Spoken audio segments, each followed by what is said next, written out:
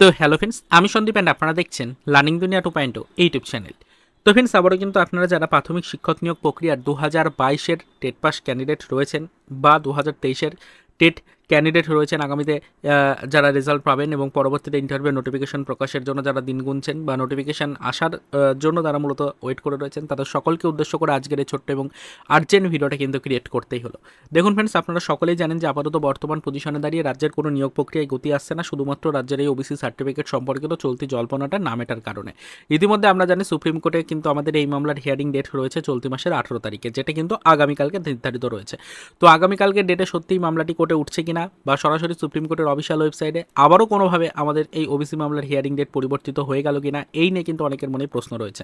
আমরা সকলেই জানি যে 2025 শিক্ষাবর্ষে এসে বা 2025 এই বর্ষে পদার্পণ করে আমরা সকলেই দেখেছি ওবিসি মামলার হিয়ারিং ডেট একের পর এক কিন্তু সুপ্রিম কোর্টে পরিবর্তিত হচ্ছে।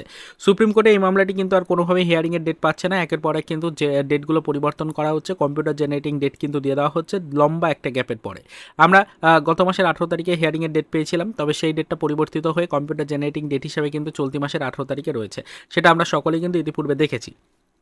তো বর্তমান পজিশনে দাঁড়িয়ে কোনোভাবে আবারও নতুন করে আমাদের এই মামলার হিয়ারিং ডেট পরিবর্তিত হলো কিনা, নাকি এই 18 তারিখে এই মামলাটা উঠছে সুপ্রিম কোর্টে, এই নিয়ে কিন্তু একটা প্রশ্নের জন্য সকলের মধ্যেই রয়েছে।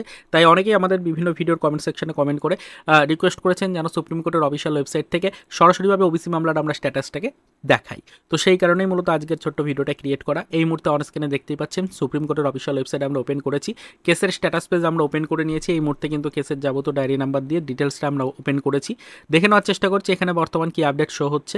যে টাইমে ভিডিওটা ক্রিয়েট করছি সেই টাইম পর্যন্ত আপডেট আপনাদেরকে দেখাচ্ছি। দেখুন ডায়েরি নাম্বার এখানে উল্লেখ করা রয়েছে, নিচের দিকে যদি আমরা চলে আসি তাহলে দেখুন এখানে ডায়েরি নাম্বার থেকে শুরু করে বিস্তারিত ডিটেলস পাবেন। এসএলপি নাম্বার রয়েছে, তার সাথে সাথে কিন্তু সিএনআর নাম্বার রয়েছে, সমস্ত ডিটেলস এখানে রয়েছে।